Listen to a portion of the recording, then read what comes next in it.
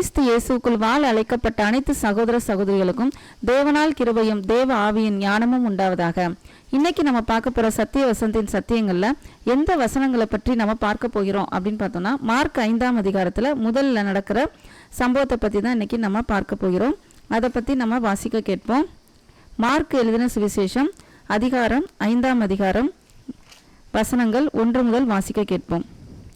பின்பு அவர்கள் கடலுக்கு அக்கறையில் உள்ள கதரேனருடைய நாட்டில் வந்தார்கள். இங்கே நம்ம நல்லா கவனிக்கணும். கடைசி சத்தியத்தில் என்ன பார்த்தோம் அப்படின்னா, இயேசு காற்றையும் கடலையும் அதட்டி அவர் தேவகுமாரன் என்பதை வெளிப்படுத்தினார். அதற்கு முன்பாக என்ன நடந்துச்சு அப்படின்னா, இயேசுவே தான் என்ன சொல்வார், அக்கறைக்கு போவோம் அப்படின்னு சொல்வார். அந்த அக்கறைக்கு போய் அங்கே ஒரு ஊர் வருது. அது எந்த ஊர் அப்படின்னா கதரேனருடைய நாடு. அந்த நாட்டுக்குள்ள இறங்கி தான் இவர் என்ன பண்ண போறாரு, ஒரு அற்புதம் பண்ண போறாரு. ஒருவனை மாத்திரம் குணப்படுத்துவதற்காக அவர் இந்த கரையிலேருந்து அந்த கரைக்கு என்ன பண்றாரு, கடந்து போகிறார். இதுல என்ன நமக்கு தெரிய வேண்டியது அப்படின்னா, முதல் வசனத்துல என்ன தெரிய வேண்டியிருக்கு அப்படின்னு பார்த்தோம்னா, பல பேர் வியாதி உள்ளவர்கள் இன்று சுகமளிக்கும் கூட்டத்தை நடத்தி உள்ள வர வைக்கிறாங்க. ஆனா அண்ட சராசரங்களையும் படைத்தவர், அவர் மூலமாவே சகலமும் படைக்கப்பட்டது. அவரே ஒருவனை மாத்திரம் குணப்படுத்துவதற்காக ஒரு கரையிலேருந்து இன்னொரு கரைக்கு சீஷர்களோட படவுல போறாரு. போற வழியில ஒரு அற்புதத்தையும் ஒரு அதிசயத்தையும் நடத்தி காமிச்சிட்டு போறாரு.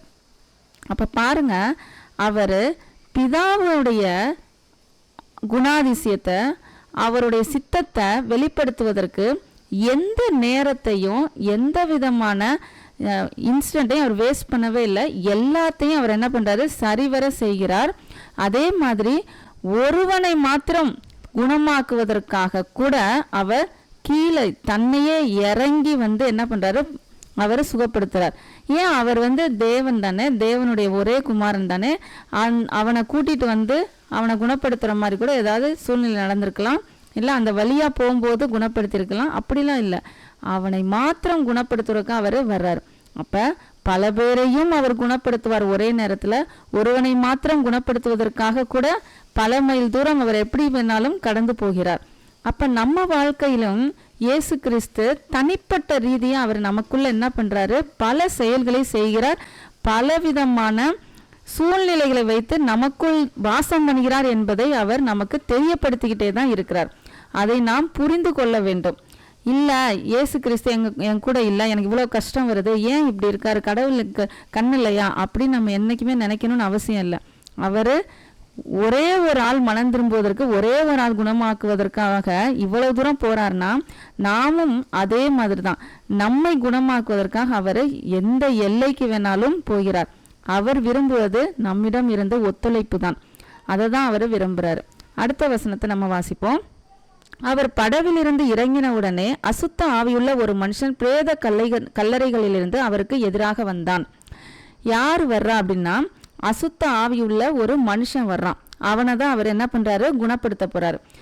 எங்கேருந்து வர்றான் அப்படின்னு பார்த்தா, பிரேத கல்லறைகள்ல இருந்து வர்றான்.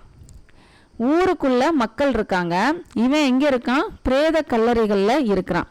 கடைசியில இந்த அற்புதம் முடிய போகும்போது யார் உண்மையிலேயே கல்லறைக்குள்ள இருக்கிறாங்க அப்படிங்கிறது நமக்கு புரிஞ்சிடும். அடுத்ததை வாசிப்போம். அவனுடைய குடியிருப்பு கல்லறைகளிலே இருந்தது, அவனை சங்கிலிகளினாலும் கட்ட ஒருவனாலும் கூடாதிருந்தது. அவன் பாருங்க எப்படிப்பட்டவனா இருக்கிறான் அப்படின்னா, அந்த அளவுக்கு கொடூரமா இருக்கான். அவனுக்குள்ள அவ்வளோ பிசாசு அதுல அவனுக்குள்ள வேலை செஞ்சுட்டு இருக்கு. அதனால அவனை ஒரு இடத்துல கூட வைக்க முடியாது.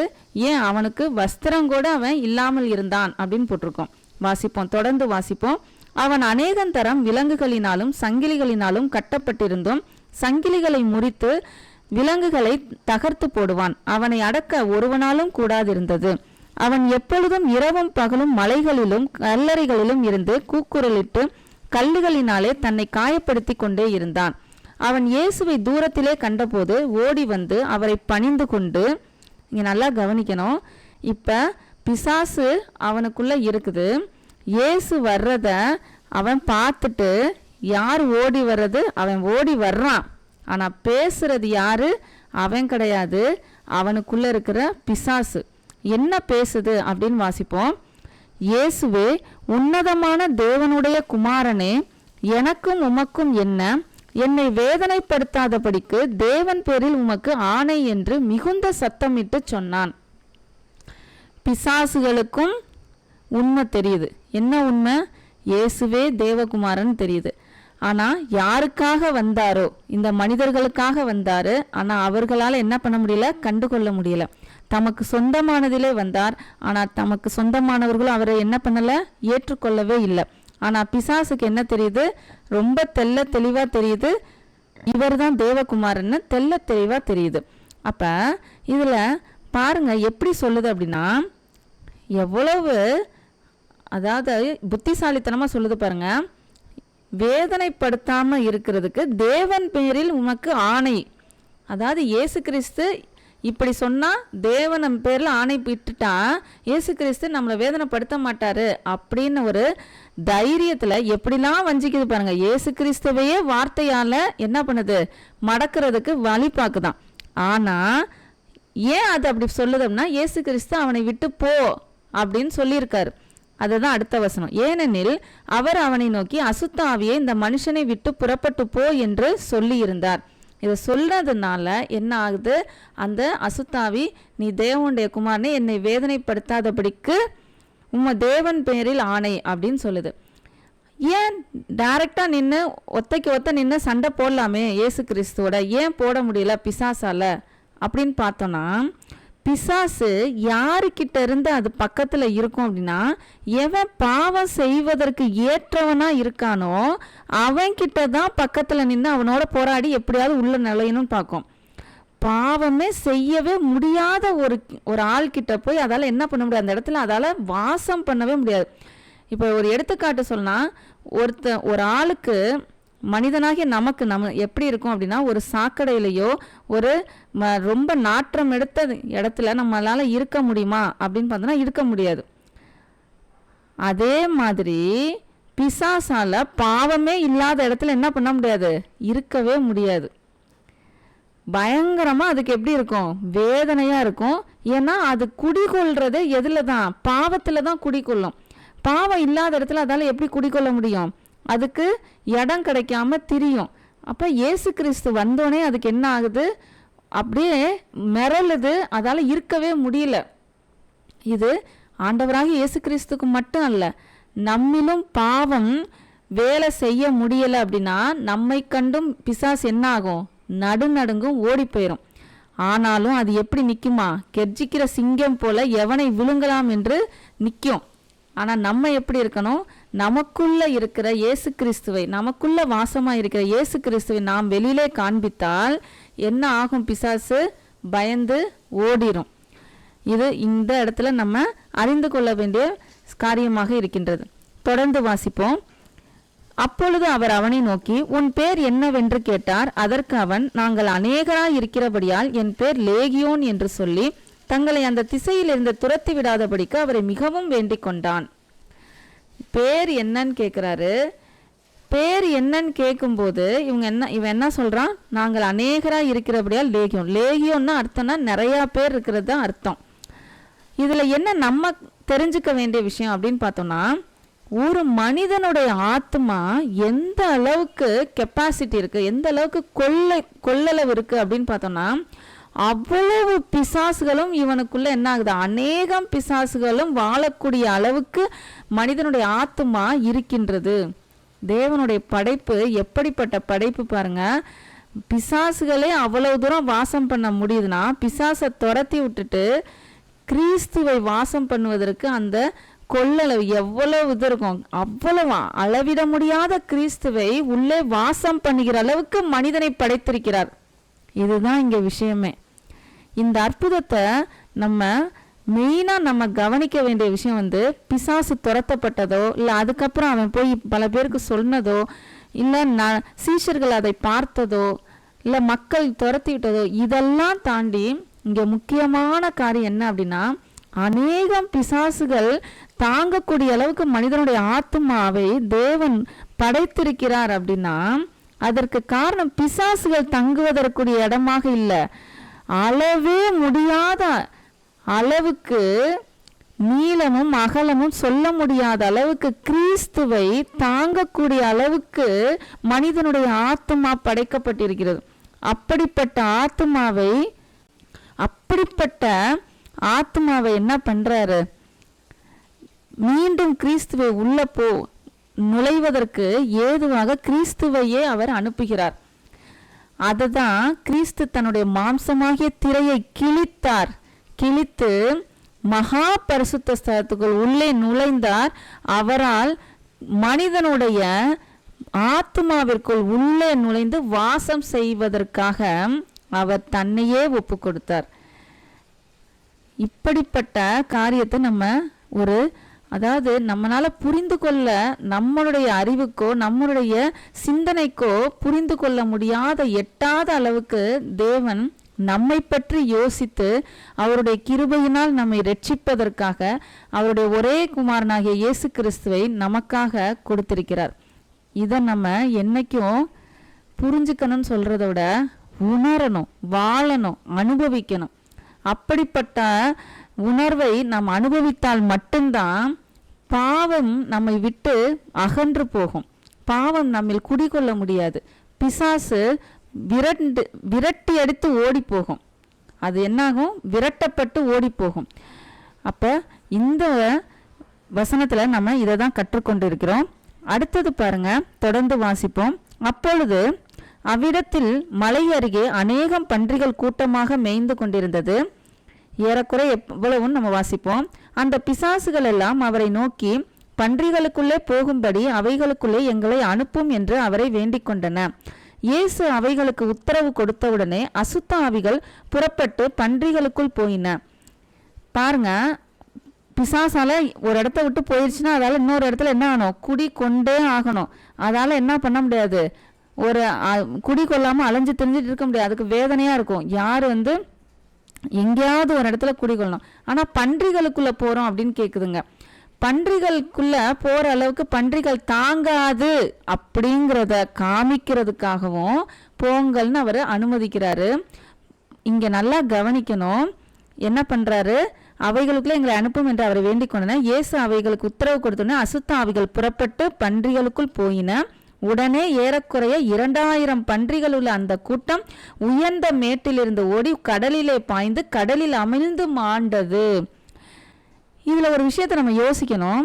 இயேசு கிறிஸ்து அந்த உத்தரவு கொடுக்காமையே இருந்திருக்கலாம். ஐயோ, இவ்வளவு பன்றிகள் செத்து போதேங்கிறது அவருக்கு தெரியுமா தெரியாதா? தெரியும். செத்து போயிருமே, நீ அங்கே போகாத அப்படின்னு அவரு நினைக்கல. ஏன் அப்படின்னா, அவருக்கு முக்கியமானது, ரொம்ப ரொம்ப தேவைப்படுறது என்ன அப்படின்னா, அவன் குணமாகணும், அவன்கிட்ட இருந்து பிசாசு வெளியில போகணும். மனிதனை தனக்கு ஏற்ற பாத்திரமாக அவர் தெரிந்து கொண்டிருக்கிறார். அவனுக்குள்ள குடிகொள்வதற்காக, வாசம் பண்ணுவதற்காக தெரிந்து கொண்டிருக்கிறார். ஒருவனை மனமாற்றுவதற்காக எவ்வளவு விலையாயும் அவர் கொடுக்கிறார். தன்னையவே கொடுக்கிறவர். பன்றிகள் அவரால் படைக்கப்பட்டவைகள், அவைகள் மாண்டு போகிற அப்படின்ட்டு அவர் என்ன ஆகல? கவலைப்படலை, வேதனைப்படலை. ஏன் அப்படின்னா, இவ்வளவு கொடுத்தாலும் அவனை மீட்பதற்காக, அந்த அசுத்த ஆவியுள்ள மனுஷனை தனக்காக கொண்டு வருவதற்காக இவ்வளவே அவர் என்ன பண்றாரு? அனுமதிக்கிறார். இன்று நாம் என்ன யோசிப்போம்னா, பல நேரங்கள்ல தேவனுடைய வேலையை செய்வதற்கு கூட, அவருடைய காரியமாக பலதை செலவு பண்றது கூட நம்ம பயங்கரமா யோசிப்போம். அப்படிலாம் யோசிக்கணும்னு அவசியம் இல்லைங்கிறத இங்க நமக்கு தெரியப்படுது. அவரே என்ன பண்ணல, பன்றிகள் சாக போகுதே, வேஸ்டா போகுதே அப்படின்லாம் அவர் நினைக்கல. அவருக்கு அதை விட முக்கியமானது அந்த ஆத்மா சாகக்கூடாது, அந்த ஆத்மா வேதனைப்பட்டு இருக்கு, அதை விடுதலை பண்ணணும் பிசாசின் கையிலிருந்து அப்படின்ட்டு அவர் என்ன பண்றாரு? அதை தான் முக்கியமா செய்யறார். இதுல இன்னொரு விஷயம் நமக்கு தெரியப்படுத்துறது என்ன அப்படின்னா, ஒரு மனிதனுக்குள்ள அந்த பிசாசுகள் இருந்தது, அநேகம் பிசாசுகள் இருந்தது. ஆனா அத்தனை பிசாசுகளும் பன்றிகளுக்குள்ள நுழைந்தோன்னு அதால என்ன பண்ண முடியல, தாங்க முடியல, எல்லாம் மாண்டு போயிருச்சு. அப்ப இது என்ன நம்ம கவனிக்கணும்? மனிதனுடைய ஆத்மாவிற்கு எவ்வளவு தாங்கக்கூடிய சக்தி இருக்கின்றது என்பதை நாம் புரிந்து கொள்ளணும். அதை தான் நம்ம ஏற்கனவே பார்த்தோம். அளவிட முடியாத கிறிஸ்துவை, சகலமும் உண்டாக்கப்பட்டது அவர் மூலமாக, அவரையே உள்ள தாங்கணும்னா எந்த அளவுக்கு அவர் அந்த ஆத்மாவை ஸ்ட்ராங்கா படைச்சிருப்பாரு அப்படிங்கிறத நம்ம யோசிக்கணும். அவனுடைய சரீரம் வெறும் ரொம்ப மென்மையானது, டெலிகேட் ஆனது. லைட்டா இடிச்சோடனே என்ன ஆகுறாங்க, இன்னைக்கு பல விபத்துக்கள் ஏற்பட்டு செத்து போகிறார்கள். ஆனா அவனுடைய ஆத்மா அப்படி இல்லை, அது பயங்கரமான ஸ்ட்ரென்த்தானது. அந்த ஸ்ட்ரென்த்துள்ள ஒரு பாண்டத்தை பலவீனமான ஒரு சரீரத்துக்குள்ள வச்சிருக்காரு. ஏன் அப்படின்னா அந்த பலமான ஆத்மாவை நாம் கண்டுபிடித்து அதற்குள்ள கிறிஸ்துவை என்ன பண்ணணும், அவருடைய சத்தியத்தை தாங்குவதற்கு இந்த பலவீனமான மாம்சத்துக்குள்ள வச்சிருக்காரு. அப்பதான் இந்த ஆத்மாவன் புரிஞ்சுக்குவான், கிறிஸ்துவை தேடுவான் அப்படின்ட்டு. பலமுள்ளதா இருந்துச்சு, சரீரம் பலமுள்ளதா இருந்துச்சுன்னா ஆத்மாவை பத்தி என்ன பண்ணிருக்க மாட்டான், கண்டுக்கவே மாட்டான். அவன் ஆத்மாவை பத்தி சிந்திக்கணும், அதை பத்தி யோசிக்கணுங்கிறதுக்காகவே தான் சரீரத்தை பலவீனமாக அவர் படைத்து ஆத்மாவை அவ்வளவு பலமுள்ளமாக படைத்திருக்கிறார். ஆனா இன்று நாம் மனிதர்களாகிய நாம் என்ன பண்றோம் அப்படின்னா, ஆத்மாவை அப்படியே கெட்ட சிந்தைக்கும் பிசாசுடைய வஞ்சனைக்கும் ஒப்பு கொடுத்திட்டு இருக்கோம். அதிலிருந்து நாம் ஒவ்வொருவரும் விடுதலை ஆவதற்கு கிறிஸ்துவின் உபதேசம், கிறிஸ்துவுமே நம்மை விடுதலையாக்கவே முடியும். குமாரன் விடுதலையாக்கினால் மட்டுமே ஒருவன் விடுதலை ஆக முடியும் என்பதை அவரே சொல்லி இருக்கிறார். தொடர்ந்து வாசிப்போம். பன்றிகளை மேய்த்தவர்கள் ஓடி இந்த பட்டணத்திலும் சுற்றுப்புறங்களிலும் இருந்து அறிவித்தார்கள். அப்பொழுது சம்பவித்ததை பார்க்கும்படி ஜனங்கள் புறப்பட்டு, இப்ப என்ன நடக்குது, பன்றிகளை மேய்த்தவர்கள் என்ன பண்றாங்க, ஓடி போய் சொல்றாங்களாம். எங்க, பட்டணத்துக்குள்ள போய் சொல்றாங்க. இயேசுவினிடத்தில் வந்து அந்த ஜனங்கள்லாம் வர்றாங்க.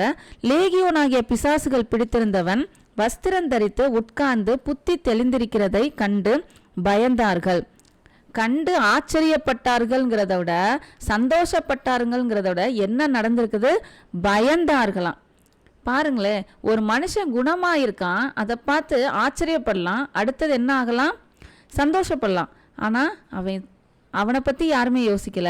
பன்றிகள் செத்து போனதை கண்டுதான் என்ன ஆகுறாங்க, பயப்படுறாங்க. பிசாசுகள் பிடித்திருந்தவனுக்கும் பன்றிகளுக்கும் சம்பவித்ததை கண்டவர்களும் அவர்களுக்கு விவரமாய் சொன்னார்கள். அப்பொழுது தங்கள் எல்லைகளை விட்டு போகும்படி அவரை வேண்டிக் கொள்ள தொடங்கினார்கள். இங்கேதான் நம்ம யோசிக்க வேண்டிய விஷயம். பாருங்க, யாராலையுமே குணமாக்க முடியல, அவ்வளோ பெரிய பிசாசுகளை யாராலையுமே விரட்ட முடியல. அன்று இயேசு கிறிஸ்து வந்து விரட்டி இருக்கிறார். அப்படி விரட்டின பிறகும் மக்களால் அவரை ஏற்றுக்கொள்ள முடியல. ஏன் அப்படின்னா அவர்களுக்கு அவன் குணமானதை விட பன்றிகள் மாண்டது தான் அவர்களுக்கு பெரிய விஷயமாக இருக்கிறது. இன்றும் நம் மக்களிடையே இந்த பிரச்சனை தான் நடக்குது. ஆவிக்குரிய ரீதியில ஒருவன் குணமாகறான் அப்படின்னா அதை யாரும் யோசிக்கிறது கிடையாது. இந்த மாம்ச உலகத்துல எதை இழக்கிறாங்களோ அதுதான் அவங்களுக்கு பெருசா கருதிட்டு அவரை விட்டு விலகுகிறார்கள், தேவனை விட்டு விலகுகிறார்கள், குமாரனிடத்தில் வராதிருக்கிறார்கள். இதை நம்ம புரிந்து கொள்ளணும். இந்த உலகத்துல நமக்கு எது வேணாலும் எப்ப வேணாலும் கிடைக்கும். ஆனா கிறிஸ்துவை இழந்து விட்டோம் என்றால், அவரிடம் இருக்கிற விடுதலை இழந்து விட்டோம்னா என்னைக்குமே என்ன பண்ண முடியாது, நாம் திரும்ப மீண்டும் சம்பாதிக்கிறது ரொம்ப கஷ்டம். ஆனாலும் அவர் காத்து கொண்டு தான் இருக்கிறாரு. ஆனால் அநேக வாய்ப்புகள் இருந்தாலும், நம்ம தவற விட்டுக்கிட்டே இருந்தாலும், மீண்டும் வாய்ப்புகள் ஏற்பட்டாலும் நமக்கு அது வாய்ப்பாகவே தெரியாது. நம்ம அதை கவனிக்காம என்ன பண்ணிடுவோம், உலகத்துக்குள்ளேயே நம்ம உள்ள விழுந்து கிடப்போம். அதனால தான் இதில் எந்த காரியமாக இருந்தாலும் தேவன் நம்மை நடத்துகிற விதத்தை நாம் புரிந்து கொண்டு உணர்ந்து கொண்டு, இந்த மாம்ச உலகத்துல வேஸ்டா போறதோ, இந்த மாம்ச உலகத்துல ஆவிக்குரிய ரீதிக்கா வேஸ்டா போறதோ அதை பத்தி நம்ம என்ன பண்ணணும்னு அவசியம் இல்லை, கண்டுகொள்ளணும் அவசியம் கிடையாது. ஒரு ஆத்மா மனம் திரும்புவதற்கா என்ன விலை வேணாலும் நம்ம கொடுக்கலாம். அதற்காக ஆவிக்குரிய விஷயத்தை விட்டுட்டு இந்த உலகத்துல ரொம்ப லக்ஸரியஸா வாழ்றதோ இல்லை பல இடங்களுக்கு போய் தன்னுங்களுடைய பொருட்களை வீணாக்குவதோ அதெல்லாம் தவறு தான், அது பாவம்தான். இங்கே சொல்லப்படுவது என்ன அப்படின்னா, ஒரு ஆத்மா மனம் திரும்புவதற்காக எதை வேணாலும் இழப்பதற்கு நாம் தயாராக இருக்கலாம் அப்படிங்கிறத தான் இங்கே நமக்கு சொல்லப்படுது. அப்போ இங்கே மக்கள் எப்படி இருக்காங்க? அவனை பற்றி அவர்கள் கவலைப்படவில்லை. அவர்கள் கவலைப்படுவது யாரை பற்றி கவலைப்படுகிறார்கள்? பன்றிகளை பற்றி தான் கவலைப்படுறாங்க. அப்படின்னா என்ன அர்த்தம்? அவர்களுக்குள்ள மேன்மையாக இருப்பது ஐஸ்வர்யமும் இந்த உலக மயக்கமும் இந்த உலக பெருமையும் தான். அதனால தான் அவர்களால் என்ன பண்ண முடியல? அவரை ஏற்றுக்கொள்ள முடியல. இயேசு கிறிஸ்துவை ஏற்றுக்கொள்ள முடியாம போகுது. அடுத்தது தொடர்ந்து வாசிப்போம். அப்பொழுது தங்கள் எல்லைகளை விட்டு போகும்படி அவரை வேண்டிக் கொள்ள தொடங்கினார்கள். அப்படியே அவர் படவில் ஏறுகிற பொழுது பிசாசு பிடித்திருந்தவன் அவரோட கூட இருக்கும்படி தனக்கு உத்தரவு கொடுக்க அவரை வேண்டிக் கொண்டான். இங்க பாருங்க, அவன் இப்ப குணமாயிட்டான். இவனுக்கு எதுவுமே தெரியாது, சுய சிந்தையே இல்லை, சுய நினைவே இல்லாம இருந்தவன் என்ன ஆயிட்டான்? இப்ப நினைவோட வந்துட்டான். இப்ப அவன் என்ன பண்றானா, இவங்கெல்லாம் என்ன பண்ணாங்க, இயேசுவை போகும்படி எல்லை விட்டு போகும்படி சொன்ன உடனே இவனை என்ன பண்றான்? நானும் உங்க கூட வந்துடுறேன்னு சொல்றான். ஆனா இயேசு கிறிஸ்து இவனை என் பின்னால வா அப்படின்னு அவர் கூப்பிடல. நீ போய் என்ன சொல்றான்னு பாருங்க. இயேசு அவனுக்கு உத்தரவு கொடாமல், நீ உன் இனத்தாரிடத்திற்கு உன் வீட்டிற்கு போய் கர்த்தர் உனக்கு இறங்கி உனக்கு செய்தவைகளை எல்லாம் அவர்களுக்கு அறிவி என்று சொன்னார். ஏன் அப்படின்னா, அந்த எல்லைக்குள்ள அந்த ஊருக்குள்ள இப்ப இயேசு போக முடியாது. ஏன்னா அவர்கள் ஏற்றுக்கொள்ளவே இல்லை. இப்ப யாரு தான் போக முடியும்? இவனால போக முடியும். ஏன்னா இவன் அந்த ஊருக்காரன், அதனால போக முடியும். இயேசுவை ஏற்றுக்கொள்ளாதப்ப இயேசுவால் எங்கே போக முடியாது? ஊருக்குள்ளேயும் போக முடியாது, இருதயத்துக்குள்ளேயும் போக முடியாது. ஒருவன் இயேசுவை ஏற்றுக்கொள்ளவில்லை என்றால் அவர் உள்ள போக மாட்டார், ஊருக்குள்ளேயும் போக மாட்டார். ஆனால் அதற்கு பாத்திரமாக யாரை தெரிந்து கொள்கிறார்? நம்மை தெரிந்து கொள்கிறார். நம்மை எப்படி அவனை தெரிந்து கொண்டு, நீ போய் சொல்லு, எனக்கு பதிலா நீ போய் சொல்லு, என்னைய ஒதுக்கிட்டாங்க, நான் நீ போய் உன் வீட்டுக்கும் உன் இனத்தாருக்கும் போய் சொல்லு, இன்னும் மனம் திரும்புவதற்கு ஏதுவானவர்கள் அங்கே கட்டாயம் இருப்பார்கள் அப்படின்னு நினைத்து என்ன சொல்றாரு? நீ போய் சொல்லு அப்படின்னு சொல்றார். ஏன்னா அவர் பின்னால வந்தா அங்க போய் சொல்வதற்கு ஆள் இல்லாம போயிடும். நீனே போய் சாட்சி சொல்லு அப்படின்ட்டு அவர் என்ன பண்றாரு? அனுப்பி வைக்கிறாரு. அப்ப ஒவ்வொரு இடத்துலையும் தேவனுடைய ராஜ்யத்துக்கு ஏற்ற விதமாக தான் இயேசு கிறிஸ்து செயலில் இறங்கி அவர் செய்கிறார். இன்றும் நம்மை அவர் உபயோகிக்கிறார். அப்படின்னா அவருடைய சார்பாக நாம் போய் பல பேருக்கு நம்ம என்ன பண்றோம்? அவரை அறிவிக்கின்றோம், அவருடைய உபதேசத்தை நாம் சொல்கின்றோம். அடுத்தது தொடர்ந்து வாசிப்போம். அந்தப்படி அவன் போய் இயேசு தனக்கு செய்தவைகளை எல்லாம் தெக்கப்போலி என்னும் நாட்டில் பிரசித்தம் பண்ண தொடங்கினான். எல்லாரும் ஆச்சரியப்பட்டார்கள். இங்க என்ன நடக்குது? வெறும் வீட்டில் மட்டும் போய் சொல்லல, இனத்துல மட்டும் போய் சொல்லல, மொத்த நாட்டில போய் சொல்லியிருக்கானா. அப்ப அவனுக்குள்ள எவ்வளவு தூரம் அவரை உணர்ந்திருப்பான், தன்னுடைய வேதனையிலேருந்து எப்படி விடுதலை ஆனோங்கிறத அவன் எந்த அளவுக்கு உணர்ந்திருந்தானா இவ்வளவு தூரம் சொல்ல முடியுது அப்படிங்கிறத யோசிக்கணும். அப்ப நம்மள்கிட்டையும் பல நொறுக்கப்படுதல்கள், பல நறுங்குண்ட இருதயமாக பல நேரம் இருந்திருப்போம். அதுல எல்லாம் இருந்து இயேசு கிறிஸ்து நம்மை விடுதலை ஆக்குறாரு. சிறைப்பட்டிருப்போம், அதுல இருந்து விடுதலை ஆக்கியிருக்காரு. இதை எல்லாத்தையும் நம்ம என்ன பண்ணணும்? கெட்ட சிந்தையில இருந்து விடுதலை ஆக்கியிருக்காரு. அதை எல்லாத்தையும் நம்ம என்ன பண்ணணும்? சாட்சியாக சொல்லணும். பிசாசிடமிருந்து எதிர்த்து நின்று நம்ம போராடி ஜெயிச்சிருப்போம். நம்ம தனியா கிடையாது, இயேசு கிறிஸ்துவின் மூலமாக நம்ம ஜெயிச்சிருப்போம். பரிசுத்தாவி நம்ம கூட இருக்கிறதுனால ஜெயிச்சிருப்போம். இப்படிப்பட்ட விஷயங்களை நம்ம சாட்சியா சொல்லணுமே ஒழிய, எனக்கு தலைவலி இருந்துச்சு, வயிற்று வலி இருந்துச்சு, நான் எனக்கு ஒரு மாடு காணாம போச்சு கண்டுபிடிச்சேன், அந்த இதெல்லாம் சாட்சியா சொல்வது எவ்வளவு அவமானத்தை தரும் அப்படிங்கிறத நம்ம யோசிக்கணும். தொடர்ந்து வாசிப்போம்.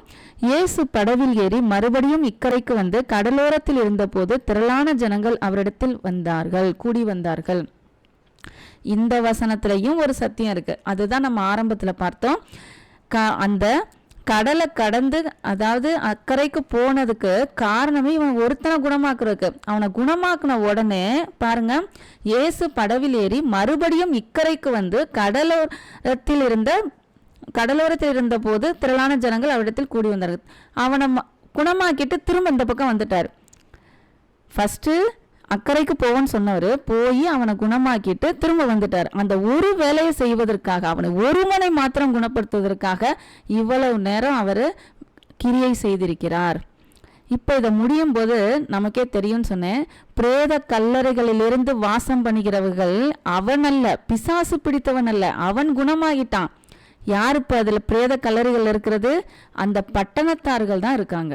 அவர்கள் தான் இன்னும் குருடா இருக்காங்க, இன்னும் கண்ணு திறக்கப்படல, மரித்த நிலையில இருக்கிறதுனால தான் இயேசுவை அவர்களால் என்ன பண்ண முடியல, ஏற்றுக்கொள்ள முடியல. பாருங்களே இங்க ஒரு விஷயத்த, பிசாசுகளே கண்டு நடுங்கி இயேசுவை விரட்டிட்டாரு. இயேசுவை பார்த்த பிசாசுகளையே விரட்டிட்டாரு. ஆனா மக்களை அவரால் என்ன பண்ண முடியல, ஏற்றுக்கொள்ள வைக்க முடியல. ஏன்னா அவர்களாவே வந்து ஏற்றுக்கொண்டால்தான் அவர் என்ன பண்ண முடியும், உள்ள அவரால் போக முடியும். இந்த அளவுக்கு நமக்கு சுதந்திரத்தையும் இந்த அளவுக்கு நமக்கு ஸ்லாக்கியத்தையும் நமக்கு கொடுத்துருக்கார். அதை நம்ம வீணாக வேஸ்ட் பண்ணாம அவரை ஏற்றுக்கொள்வதற்கு நம் மனதை என்ன பண்ணணும், கொண்டு வரணும். இதை தான் நமக்கு வந்து சொல்றாரு. அப்ப இன்னைக்கு நம்ம பார்த்த சத்தியத்துல ஒரு பெரிய அற்புதத்தை பார்த்தோம். அந்த அற்புதத்துல நமக்கு என்ன சொல்லப்பட்ட விஷயங்கள், நமக்கு என்ன காரியங்கள் அப்படிங்கிறத நம்ம பார்த்தோம். இந்த இதை வெறும் அற்புதமாக நினைக்காமல் மனிதனுடைய ஆத்மாவின் பலத்தையும் இயேசு கிறிஸ்து நமக்குள் வாசம் பண்ணுகிற அளவுக்கு தேவன் நம்மை படைத்திருக்கிறார் என்பதையும் நாம் புரிந்து கொண்டோம். அவர் ஒருவனை மாத்திரம் குணமாக்குவதற்காக எந்த அளவுக்கு வேணாலும் அவர் போவார். எந்த அளவுக்கு விலையை கொடுப்பதற்காகவும் அவர் என்ன பண்ணுவார், செய்வார். ஆனால் மக்கள் ஏற்றுக்கொள்ளவில்லை என்றால், மனிதன் ஏற்றுக்கொள்ளவில்லை என்றால் என்ன பண்ண முடியாது, அவரால் உள்ளே போக முடியாது. அதனால இன்னைக்கு நம்ம பார்த்த சத்தியத்தை நம் மனதில் இருத்தி உணர்ந்து அனுபவித்து நாம் அதை தியானிக்க கடவோம். அடுத்த சத்தியத்தில் இன்னொரு சத்தியத்தை நம்ம பார்ப்போம்.